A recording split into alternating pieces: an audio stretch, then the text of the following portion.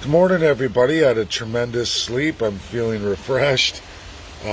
Lots of mind today to work on the things I have to do, which, of course, is the ICC letter to Karim Khan, who is the prosecutor right now. The prosecutor that's in place right now is stepping down here literally within just a few weeks, and Khan is officially going to be taking over. But I'm going to give the presentation as Canada needs it to be given to the ICC, which is absolutely bound to the P5. We're going to go into the UN today. I've read a lot of comments, and I understand new people come on board all the time. I get criticized heavily about the UN all the time. I've never, ever, ever in all my history on Facebook, which any of you right now can do a name search, my name plus United Nations, UN, UNSC, and you will get many, many detailed posts over the course of the last 4 or 5 years that will go into detail about the UN that I've done for all of you. Every agenda, every agreement, everything that's ever been put forward in the General Assembly. To go into great detail, everybody, I know a lot of my loyalist followers, it's rehash, rinse, repeat. People say, Dave, your videos are too long. You're always repeating yourself. But the reality is, you will learn what I learned. If I don't go into these details, if I don't repeat myself, the questions grow. My comment box grows, and then I'm sitting there all day texting and typing in comments, trying to fill people in when I can just go through it very easily in a video like this, one-on-one with all of you. It seems to work the best, even though you do get that percentage who complains about the length of videos. Sorry, I've learned my lesson over the years. I've been at this a long time. I have to do it this way for generally everybody. People rotate. Some people don't watch videos of mine somewhere's upwards of a month, and then they jump in. They need to be filled in great detail. As well, people leave and come on the feed, so I go through it. So let's just start with the UNSC, which is United Nations Security Council. That's 5 countries, everybody. That's USA, Russia, China, France, UK. How were they built? What are they? Well, the 5 allies are the victors of World War II. Absolutely. 2 of those victors inside that UNSC, which governs the world. So when people talk NWO, there's an NWO, and then there's like a world police. There was a cartoon movie made to kind of make fun of the United States. The reality is it's 5 countries who are like the world police. Their international laws on every continent and every country in the world post-World War II is simply this: sovereignty, each nation unto its own. If you follow their laws, which are very good, very simplified, there's a charter, there's several other ascended pieces of legislation, world international binding law, that ratify all the rules of war, what countries can and can't do, how countries can behave in this world today, which means staying in your borders, having sovereignty of your country, and respecting your people. Democracy's there as well too. Religion is cemented there. Many things are cemented in absolute international law, including travel, migration. All of it is there. Very simple, very articulately drawn out. The 5 UNSC each have a veto in this world to shut any law down they wish, unless all 5 together ratified it and bound it together. Once they do that, it's binding worldwide, meaning no country is allowed to deviate from that bound law. When you all talk about NWO, what you're talking about is a presentation made in the General Assembly that was put out for the entire world. All of the world can vote yes on it, but if one of those 5 one of the P5, who are the authority of this world police. When I say judge, jury, executioner, they are all those things together or individually. If one says no, or one says, no, this person's to be executed, that person's executed, and the other four can't do anything about what the fifth has done. That is international law. Now, the laws that they've bound together, those five together, if they deviate from those laws, they can lose their United Nations Security Council seat or face sanctions, tariffs, trade embargoes, military intervention, and or execution as well too. That's why it's important when we look in the international legal perspective. Was the thing that your country bound and ratified, was it absolutely enshrined by all five? If it wasn't, Canadians, it means it was thrown in the garbage can. It doesn't matter if China threw it away, or USA threw it away, or Russia threw it away, or France or UK threw it away. Any one or all or a portion of them, if they throw it away, it means it can't be bound in international law. So why does your country sign it? There is the ultimate problem, and absolutely your NWO of the UN. And when you look at Canada, I can look all over the world at many, many countries. I did this work. I wrote a paper for Oxford. International law as it really is. The nature of international law as it really is. It was for everybody, UNSC, for all UN General Assembly states, every lawyer, every judge worldwide who wishes to read it in plain speak. It's on my timeline. I made an audio of it. It's dictated to you, or you can just read it yourself. Everything there is verifiable, 100% accurate. This is how it works. There are 6 organs of the UN.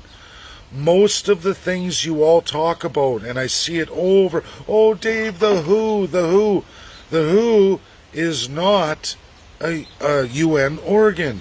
It's underneath a division of organs, not ratified or bound in international law, meaning it can't be used as supremacy of international law. It's not legally binding, means it can't hold up in a court. So when you see a binding 5-member like USA say, hey, forget this, da-da-da, they're angry, hello, one of the UNSC just spoke out about something, everybody. That means it's finished, finito, done.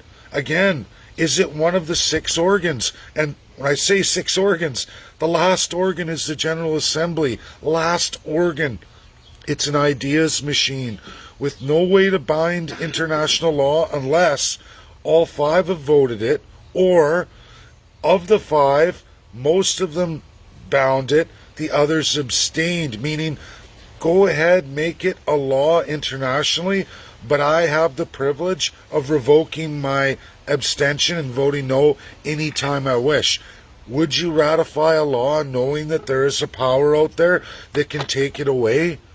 No, you wouldn't. You wouldn't do that. You wouldn't do that.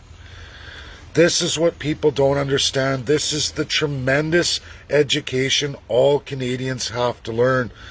We're not the only countries. There are countries all over the world. All over the world. In that paper, I go through every single agenda, presentation, proposed law worldwide that's been made in the entirety of the UN. 99% sit in the garbage can today. Guess how many Canada's pulled out of the garbage can and enforced on all the people? A tremendous amount. Meaning, and I did the math calculation, 75% of the time, Canada will vote on something dead against the Allies, meaning in violation of international binding law, which means Canada is not operating 75% of the time in relation to the Allies or with international law, which is bad, which is very bad, everybody. That puts Canada on the other side of the Allies. Who is on the other side of the Allies? The Axis powers. This is no accident, everybody. Corrupt politicians in your country are doing this. When you talk about blue helmets, all of you talking about blue helmets, that's peacekeeping. Read your UN Charter, 1945. Read Geneva. These are binding world laws. Read Vienna that touches on portions of the blue helmets. You're going to learn what Canada's responsibility is supposed to be, which Canada operated in its responsibility to the Allies, maintained a UNSC Security Council seat, not a permanent one, but always had a seat up until Stephen Harper, who ruined it for us. And then Justin Trudeau took it 2 steps further. Canada right now is so far from the Allies. We've never been this far, this isolated from the Allies, ever in Canada's history. We do not honor our responsibilities for the blue helmets, which is peacekeeping. Learn what that really is. These people talking about invading countries or getting your country invaded by blue helmets, give your head a shake. The UN is never going to be invading Canada. The blue helmets, are you kidding? Russia and USA can destroy this world in the snap of a finger. Any country they want, any time of the day. In fact, Russia has more firepower in that respect than the United States. Not that it really matters. Not that it really matters. But that's the issue. They can destroy anything they want. They could take over the world tomorrow. But they don't. They never have. Why is that? Because they've made rules of governance for the entire world in a charter, in several binding agreements. People say, oh, the UNSC's broken. No, they take their time. They look at laws, how it will affect the world in sovereignty. This NWO everyone's talking about is being administered by none other than your Canadian politicians. Globalist reset on one side, socialist reset on the other. None of which lead to the UNSC. It all leads to a new world order of elite, wealthy citizens. Doesn't matter if government's in there or a set of oligarchs are in there. Doesn't really matter at that point. It's all of you that will be slaved. There is no difference between this radical left and radical right agendas. And you can take it all the way back to colonial powers, i.e. Germany, socialists they were, with globalization as the front and center. Sound familiar, everybody? This has been done by colonial powers of the past, which were the Axis powers, half of them, shut down, and here it is being remade right for Canada. And other countries, there's a whole bunch in the UN, all autocrats, dictators, rogue regimes, all via trying for the power, the control over their masses. Again, illegal in the UN, illegal according to the Allies, and they have tremendous amount of tools there waiting for you to utilize, which is why today I'm going to the ICC in reality, in real narrative, none of the corruption of government or crown legal systems. I messaged, I sent a phone reception message to the one lawyer, Miller, who put it up there, saying they went to the ICC, a dozen lawyers, going after the church when they know full well the ICC has no authority over the church whatsoever. It's sad, it sucks, but that's how the world works. Vatican City is not in the UN. Nope. Which means they can't be bound. But all governments outside of the 5 are bound absolutely to that decision when the P5 make the decision. When they look at it and say, okay, we sponsor this, we accept your decision in this court, we will enact justice. And they do. And they do. Right now, Africa is one of the regions with several countries who've already been put through it. Rogue regimes who did atrocities much like what we're facing here with the First Nations people in Canada. Canadians, it's reality. We just have to trigger prosecution.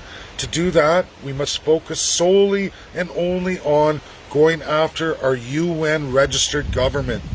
our government, which is all aisles. I saw people post about liberals. Sure, they're guilty too, but so are the conservatives.